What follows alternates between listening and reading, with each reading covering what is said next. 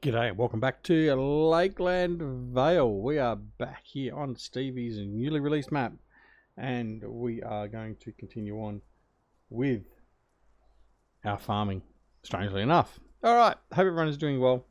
We are doing spectacularly well, all things considered, and we are going to continue on with what we're going to do here on the farm. So, let's just recap. In the last episode, we planted field 4 and 5, so both of them have now been planted.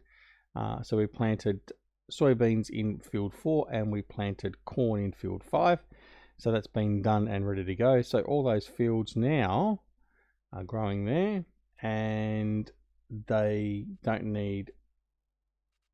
They have been fertilized. One's got 2 stage, one's got 1 stage.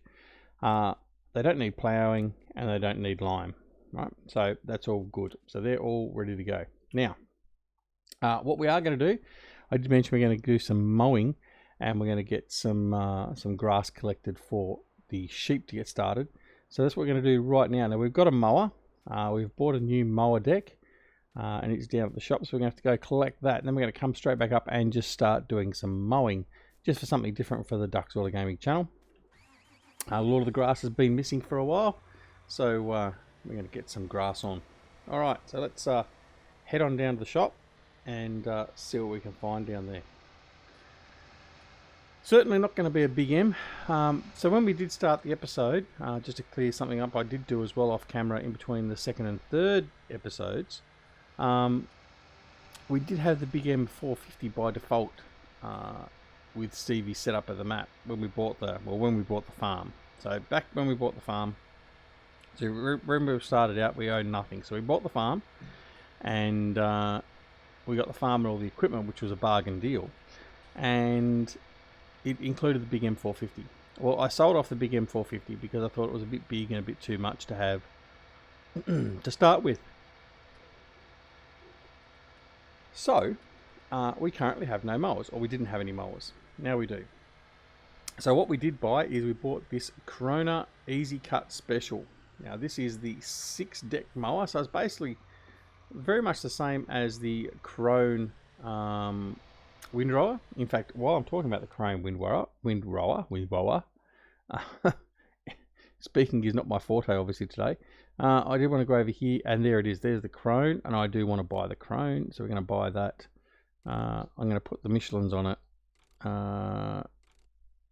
Design 3 and strobe lights. Okay.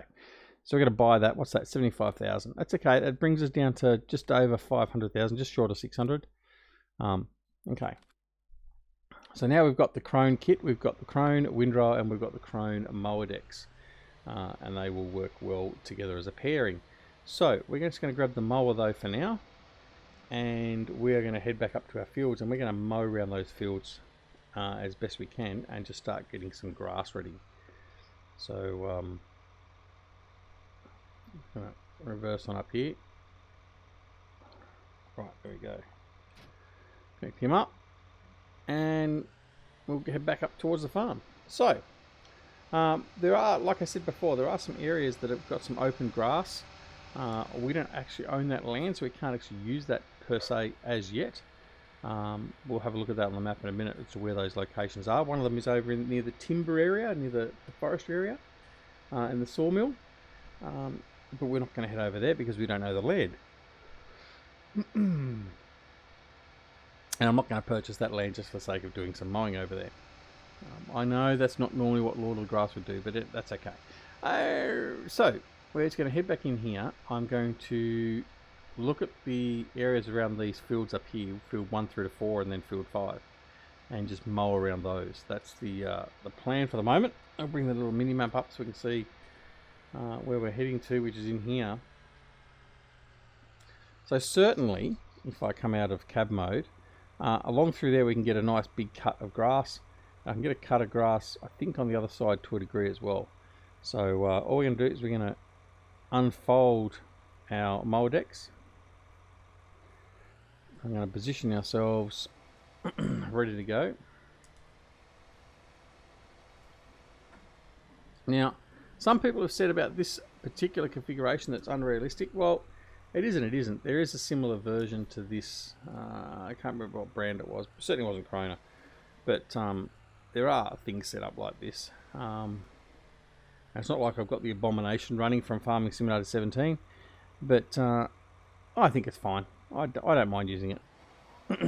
So anyway, off we go.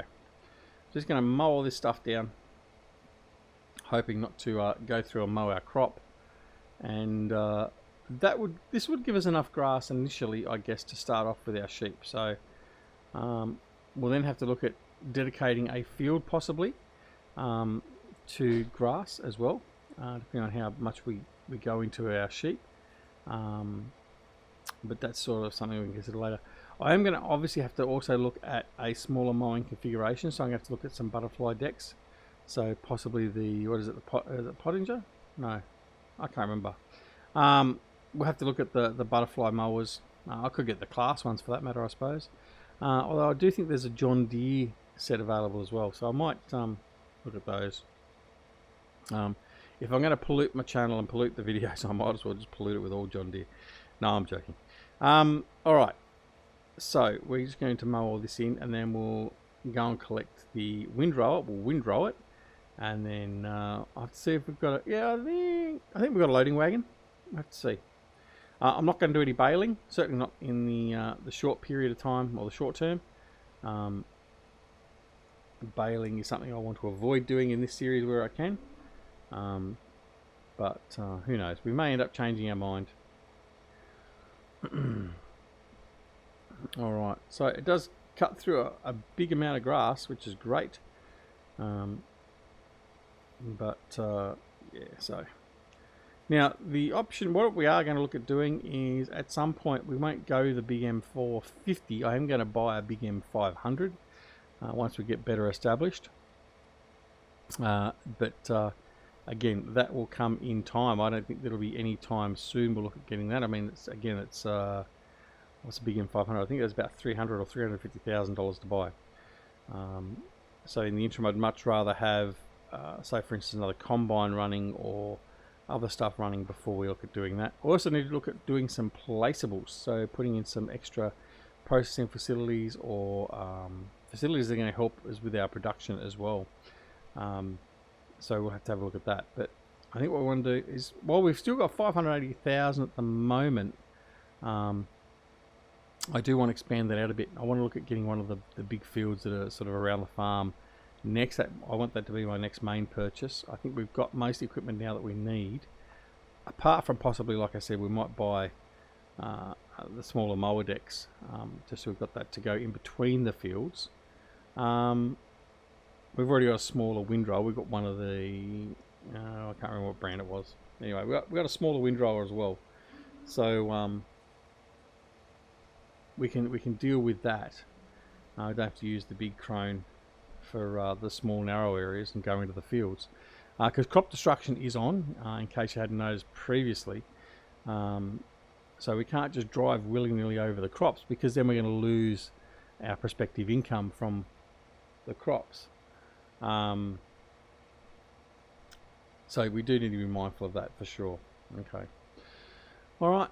So we'll get this run. That little part there where we started, I've missed. I know that. I'll get that on the return. And then we'll continue on and we'll be fine.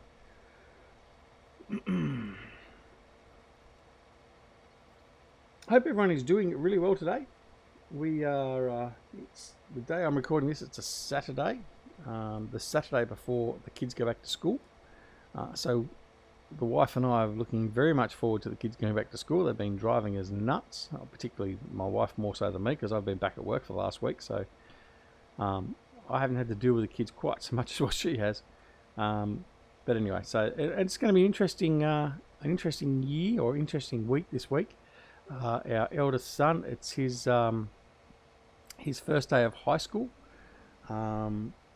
So the young lad is growing up a little bit, I guess. He's no longer in primary school, so a bit of an experience to be gained from him, and from us, obviously.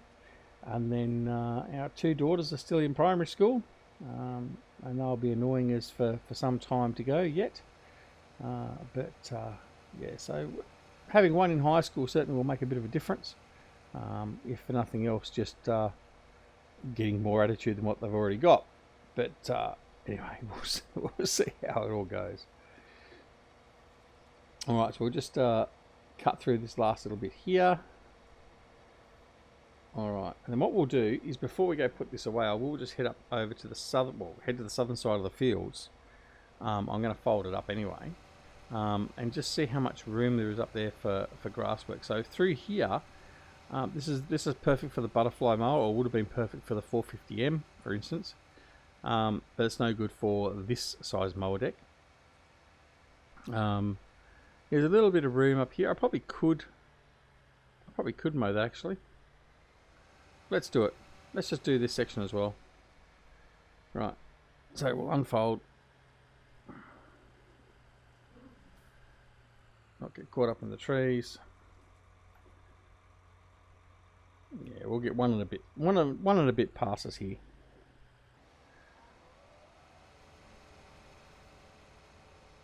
Keep off the field best we can. Righto. Yeah, so it'll be interesting in that regard, but you start feeling old, I think, when your kids start going to high school and all that sort of stuff. You start to sort of see that you've been around a little bit longer than you probably think you have. But anyway, that's all good. The same as actually, it's funny. I was looking at a lot of old stuff when I was at home over Christmas at my parents' house, and I was looking at a lot of the old memorabilia and stuff I collected when I first was joining the Defence Force and the Navy. And there was this big poster that had a picture of all the ships of the fleet, which is what you had to learn when you were joining. You had to know all the ships off the top of your head and the class of ships and all that sort of stuff as part of your joining prerequisites. And I went through and looked at it and went, oh, this will be interesting. Went through it, and there's not a single ship left in the fleet from when I joined. Most of them have been either mothballed or sunk as dive wrecks. Including the latest ships I served on, and there's none of those class left available. So yeah, that makes you feel old. You sort of know, but I mean, look, the experience and all that won't ever be forgotten. And once Defence Force, always Defence Force is sort of the career and the motto. And I know there's a lot of other people that are veterans that watch my channel. And many that aren't, but it's certainly something that most members of the Defence Force, no matter where you are in the world, continue to remember and will have for the rest of their lives. It's something that you don't ever really lose. And it's a special. While we're talking about that, it's a special comradeship as well. I think it's very unique. Like, if you have some friends and that from school, and you catch up with them after a few years, you haven't seen them for many years, it's like it's nice to catch up with them and that, but you've grown apart, you're different worlds, all that sort of stuff. But certainly the friendships and the comradeship you form in the Defence Forces, it's different. It's when you, I'm not just speaking from my own personal experience, it's what many others have actually experienced and discussed as well. Once you do then meet up again with your ex mates and comrades that you've served with, it's like it was just yesterday. It's a totally different reflective way of being there. I mean, we're all there as part of each other's day-to-day existence, both working and non-working. I mean, cause especially when you're in a ship, doesn't matter whether you like them or not, there's only so far you can go to get away from someone if you don't like them or you want space. But yeah, that when you catch up with people that you haven't seen for many years, which I did so just recently, caught up with one of the blokes I served with.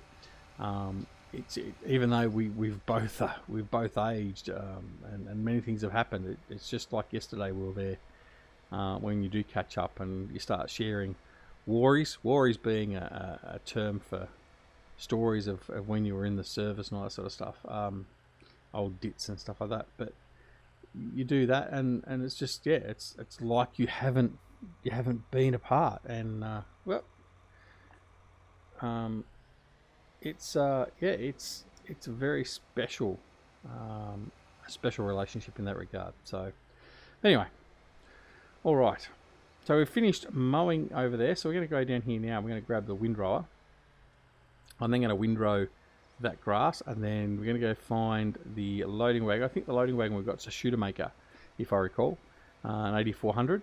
I think that was what it was. We'll see how my memory is now.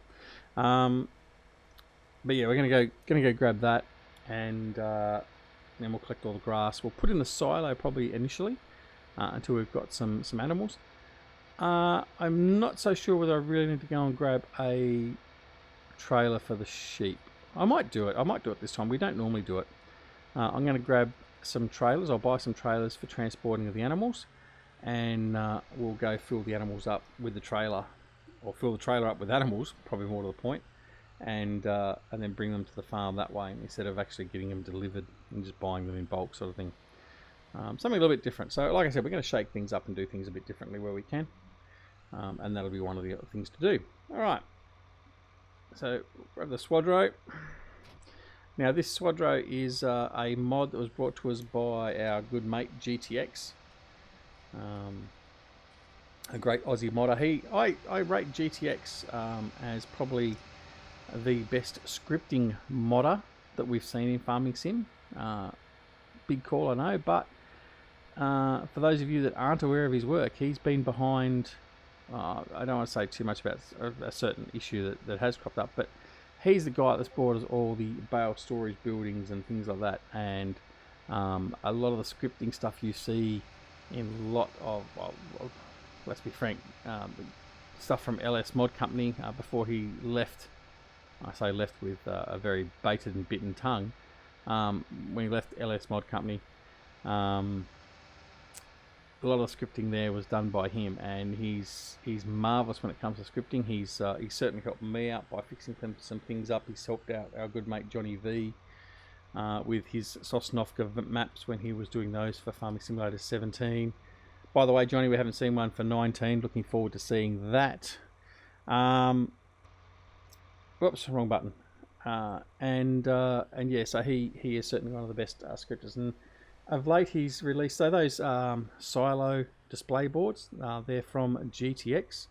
The bale storage, buildings, barns, all that, stacks, all that sort of stuff. You'll see those. We're going to be importing those into the map. That's one of the things I am going to install to the farm. Yeah, so this has been created by him. So great detail, works really well. All that sort of stuff. So many thanks to GTX for that. And this is available from the in-game mod hub. So head on over and grab it. Alright. So we're just going to windrow all this. As you can see, we've just taken out some of the crop there. Just trying to tidy that up a little bit at the edges. So we should take, it'll be 2 and a bit passes on this side and 1 and a bit on the other side. But we'll tend to merge it all in and just collect it all in one go. Whoa, look at that. There's a bit of an issue. Right. Now, I'm not so sure if that's a map issue. Well, I think it must be. That's interesting.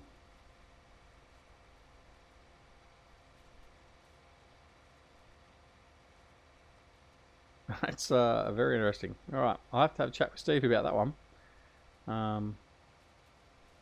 Also, it's going to go right, and then we're going to be... Yeah, that was very interesting. I'll see what it does on the other pass, and we'll see what its behaviour is like. But it certainly seems to be slipping down. Now, this also may be linked to, like, when we've taken the header off. The header, we've got the McDonald header... has got the wheels on the bottom of it, much like some of the Draper headers we normally use. And I think what it might be is it's just I don't know. I don't know whether it's the gravity settings or whatever else, but because there's a slope on the ground, it just thinks it's ice and just basically slides down. So I would expect probably from here, if it's going to do anything, it'll slide off to the right hand side. And I think it's just starting to go there now. There you go. So I think that's what it is. So I don't know whether that's an issue with the map or whether it's an issue with the equipment or what. I'll speak to Stevie and GTX and find out. I would tend to say it's probably more to do with settings on the map, possibly. Again, I'm not 100% sure. But we could also try it with the smaller windrower and see if it sort of acts the same. But yes, we'll have to have a look. But hopefully that will be fixed at some point. Okay, so we're going to continue on down here. Irrespective of that, we'll come back up and we'll see if we can tidy that up. I don't think we're going to really be able to. Probably the telling part of that will be when we go through the low point and see whether it settles in there, and it sort of shows that it's definitely the actual slope that's causing it to slide down. I mean, obviously that's what it's doing. It's sliding down the slope as if it's covered with ice.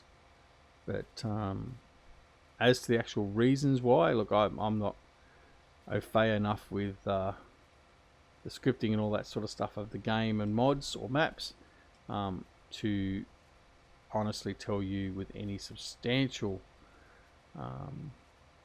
matter of fact or position of fact, more to the point, of exactly what's causing it. But that's just my supposition. But I'll talk with Stevie and I'll talk with GTX, and they'll be the guys that will let me know exactly what's going on there.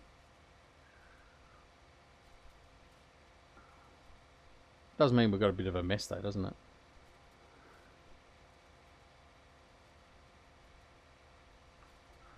Alright, so we'll just see if we can tidy all this up a little bit. There it goes, it's sliding. But see, there's not much of a slope there. But it has seemed to correct itself again. So I think that's certainly what it might be.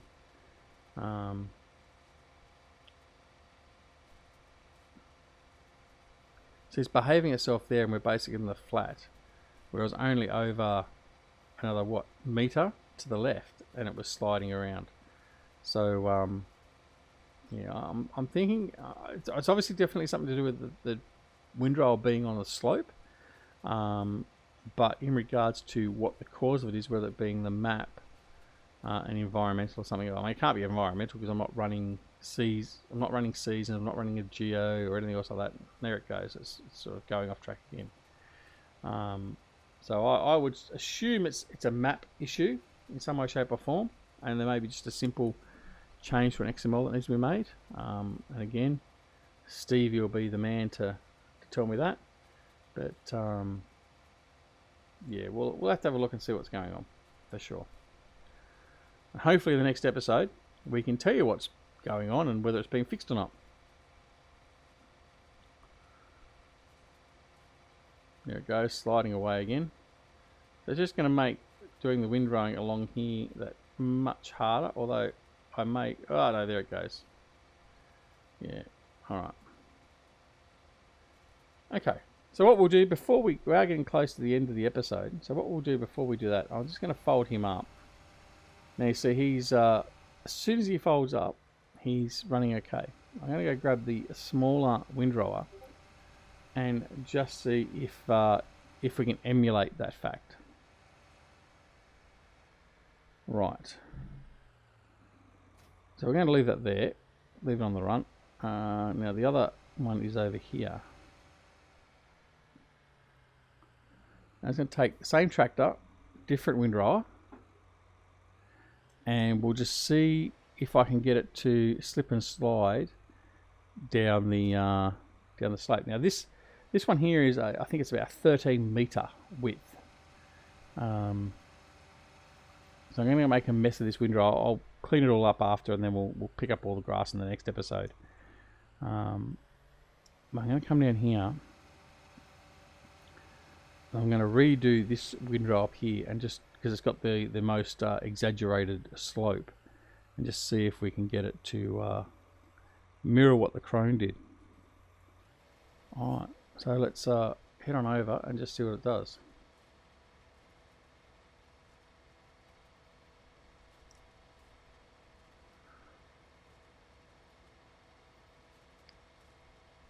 Staying pretty true for the moment.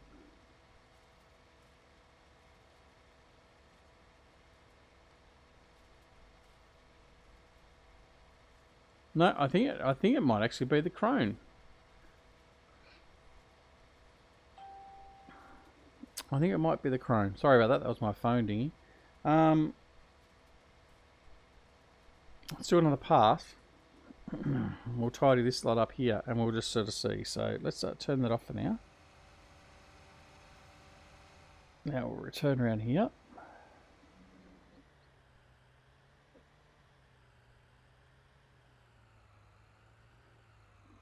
We put these trees in the way. All right, let's go down here and just see what we can do here. So what should happen is at some point just down through here it should start to slide off. If it doesn't, then it's a problem with the Swadro. If it, well, actually it might be a bit of both. It might be the fact of the size of the Swadro and the weight or whatever else. But certainly, this one's not doing it. So it's a Swadro problem. Whether it's be Swadro linked with the map or whatever else. But definitely it's just a problem with that Chrome Swadro. So there you go. So at least we've actually come up with the definition of what the actual problem is. Well, sort of. We know it's Swadro related. So that just means we won't use the Swadro then, unfortunately. Sorry, GTX. Alright, anyway, that is it for this episode. We're going to continue on with tidying up all this grass. We'll probably do the southern side of the grass when we come back in the next episode. That way you can sort of see us doing all that, get that done. We'll then collect all the grass, like I said, and we'll set that into the silos. And I think the next thing we'll do is we'll go off and buy some sheep, and we'll get the sheep set up and going as well. So, hope you enjoyed the episode. If you did, press that like button. It always helps us to know whether people are enjoying it or whatever else. It gives us an idea we're on the right track. And of course, also don't forget to check out our Discord. The Discord link is down below in the comments. Please feel free to come and join us over in Discord. We have a lot of fun and merriment and discuss all things happening with games, all that sort of stuff, and other life happenings. And we also get to pull the piss out of our good friend Chris Webb. Apart from that, don't forget also we have a Patreon. If you wish to support the channel with a couple of dollars a month or $1 a month or whatever, it would be truly appreciated to help run the channel. It's not a necessity. No one's thought any more highly or less if they do or don't. Obviously those that do give probably appreciate it a little bit more. And a big shout out to our good friend DJ, who's one of our top Patreons. So thank you, DJ, for your ongoing support. It is greatly appreciated. Yeah, that's pretty much it. So consider doing that. The link for the Patreon is down below as well. And of course, if you're not a subscriber to the channel, please consider subscribing. And when you do subscribe, make sure you press that alarm notification icon as well to make sure you're made aware of when new videos are available on the channel. And don't forget to go check out simplysafemods.com. That is your place to go for safe mods from the modder themselves direct. Alright, thanks so much for watching, and we'll see you again very, very soon back here at Duckzilla Gaming. And remember, no matter whether it's morning, afternoon, evening or night, no matter where you're in the world, take care of yourselves and your loved ones, and we'll see you again very, very soon back here at Duckzilla Gaming and Lakeland Vale. See you later. Bye.